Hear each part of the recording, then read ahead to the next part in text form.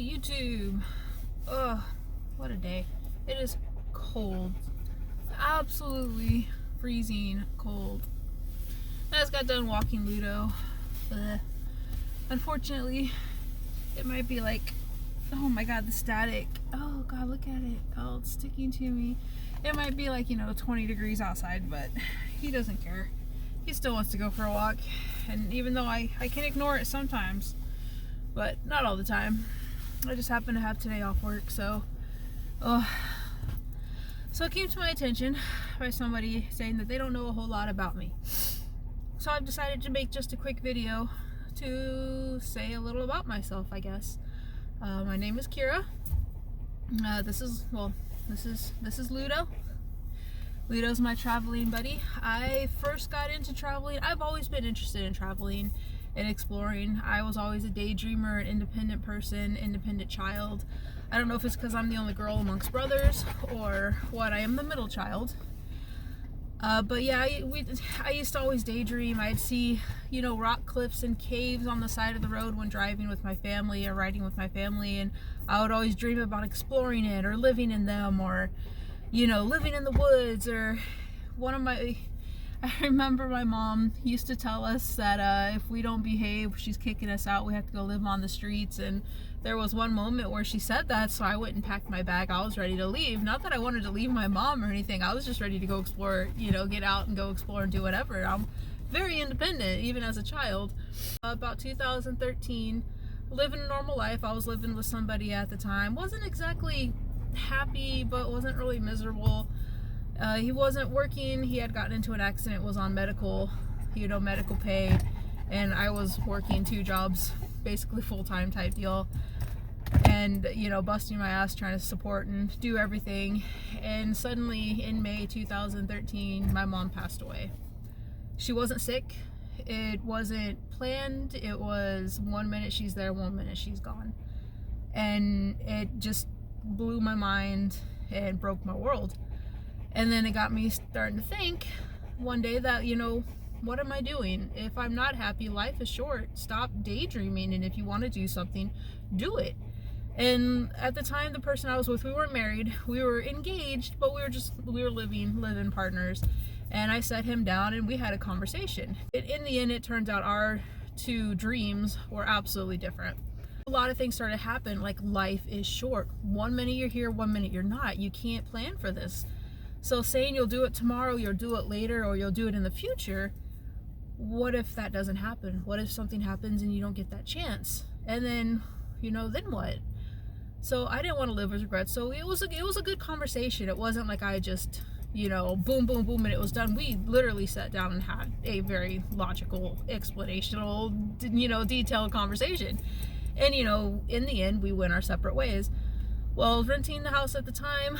Obviously, I couldn't afford rent on my own, so I went ahead and I moved back in with my dad at the time, because my dad still was there, and he was lonely anyway. It was my dad and my older brother still lived in the house, so I moved back in, and I wanted to travel. I really wanted to travel. I wanted to see the world. The jobs I was working weren't the best. They didn't pay the greatest. I live in a small, farm town between 2 colleges, and, so a lot of the good jobs are taken, and there's very slim pickings. So I got this crazy idea to start taking my money and putting it into my truck. I had a 95 C1500 Chevy. I love that truck. His name was Mr. Hank. Great truck. And I put that money away, and, it only took a couple months to get enough to start buying stuff for my truck. I bought a camper shell. I had to drive all the way to Des Moines.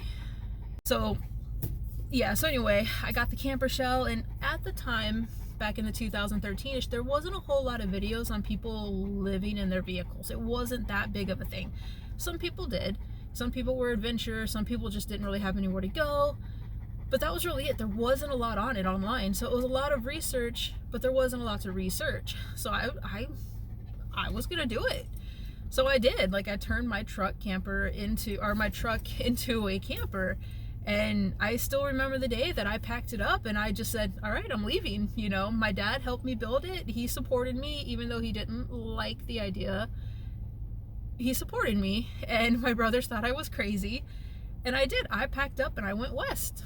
And I will say to this day, it was the coolest adventure ever. Like, I loved it so much, the sense of freedom, the exploration. My dog Boris absolutely loved it. There are a few videos on my channel that I left up of memories of the past that really got me into traveling. I learned a lot. You learn where to sleep, where not to sleep, to listen to your instincts. You learned about the knock. I got the knock twice. It's not that big of a deal. People are like, oh, the knock. It's really not that big. Just be polite and don't be a douche. It's that simple. Like, pay attention to what you're doing. Yeah, there's so much. I met so many wonderful people. I met some very sketchy people. I met some very wonderful people. I made friends along the way. I saw some really amazing things that I never thought I would see in my life. I really wish I would have recorded more, but at the time, back in 2013, that's, forever ago at this point, I didn't have the greatest cell phone. I didn't have the best cell phone service. So recording videos and stuff was left with my old camera and my janky little cell phone, and it was really hard to upload videos, so it really wasn't anything I got into very well. What little videos I have, I cherish because they're really good memories, and I loved it. And it wasn't like I did that for almost a full year. It was about 10 months in, and my dad, kept in contact with me. He had a little tracker on my phone. I allowed this. I gave him permission to have a little, one of those apps that can track your phone when I have it on. So he knew where I was. It's a safety thing. I was traveling as a solo female, and it was just me and my big old Newfoundland dog. And, so it gave him a sense of security. But my dad was still very alone, and he was sad, and he was getting depressed. Plus, winter was coming. It was getting very cold in the truck. There were ways I was heating myself, and I could have survived the winter, I think, pretty well. But, part of me, I felt bad, and I wanted to go home and, help, my dad. So he convinced me that would be a great idea to come home for the winter at least. And I was going to go back out in the spring. That was the whole plan. So about it was 2014 I headed out. So by the end of 2014, going into 2015, I headed home. I did find a job while I was out on the West Coast, and I only worked like 3 days a week. So the rest of the week I traveled all up and down the West Coast, and I would just go back to work my 3 days and go back up. Well, I ended up transferring my job over to the closest city, which was an hour away from where I lived, an hour and a half away from where my dad lived. But it was temporary, so I was going to make it work. And then I ended up talking to people, and I ended up traveling while I was at home. One of the places I traveled was to England. I had a couple friends that lived overseas, and I figured, what the hell, let's go meet them, why not? And I did. I went over and I met everybody, and it was great. We had a lot of fun. We had a great time, saw a lot of cool stuff. England was amazing, and it was my first international trip.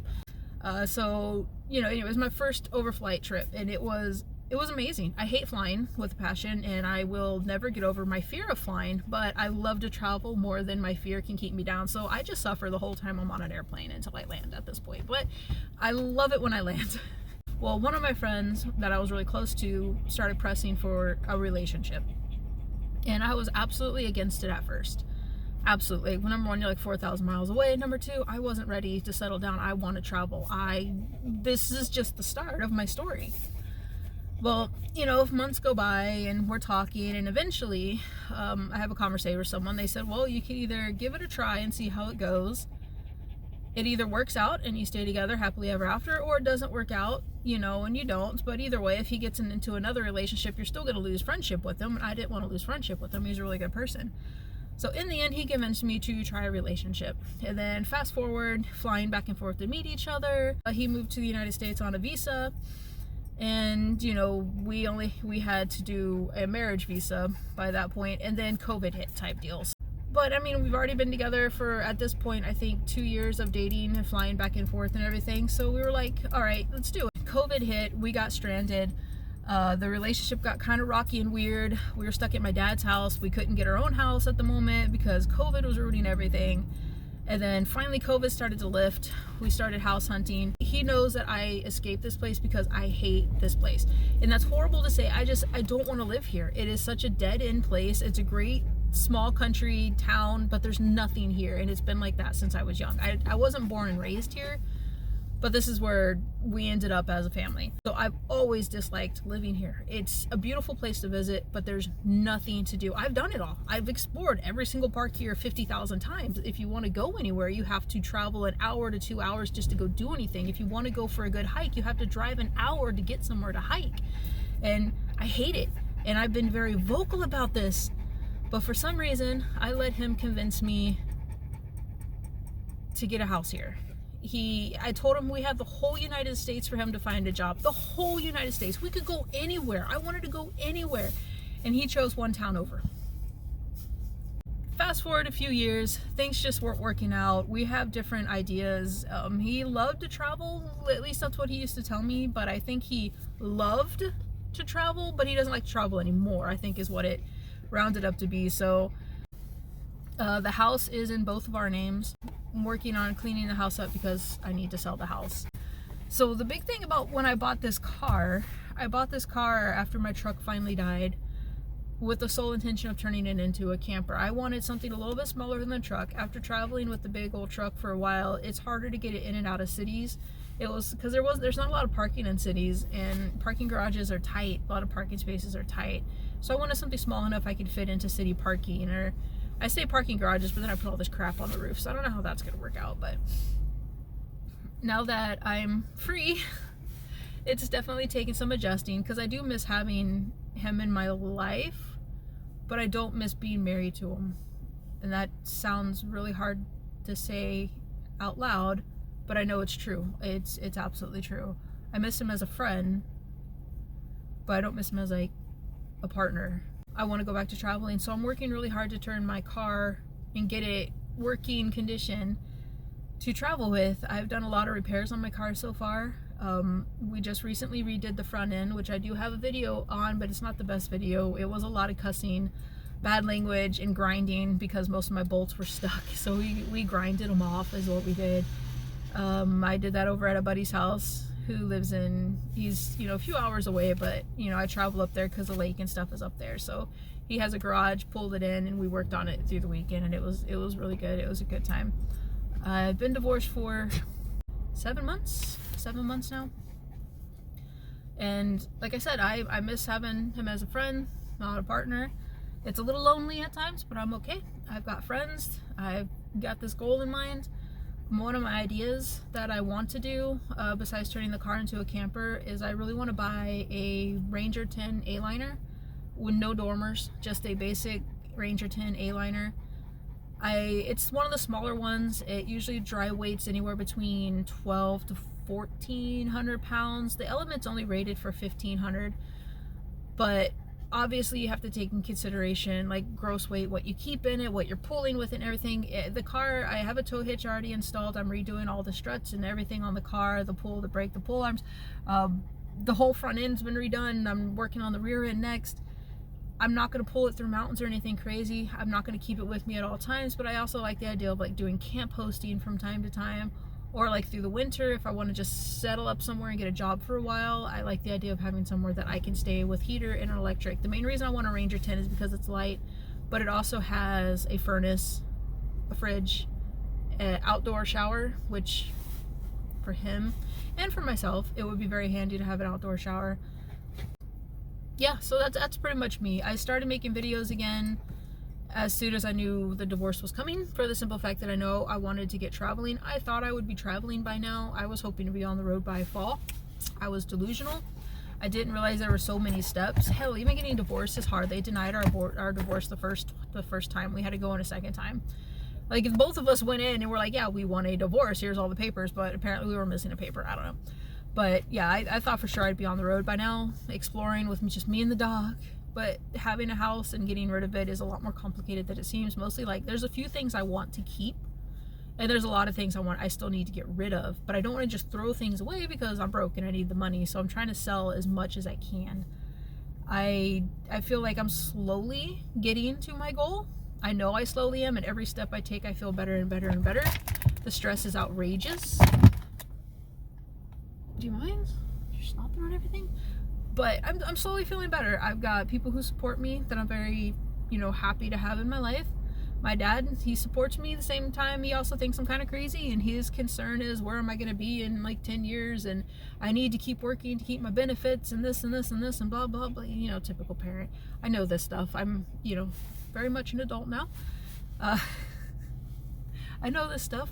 I do plan on working while I travel. I'm not 100% sure, but I've been doing a lot of research. I know there's a lot of jobs out there that you can do just seasonal. So my goal now is to hopefully get the house sold by spring.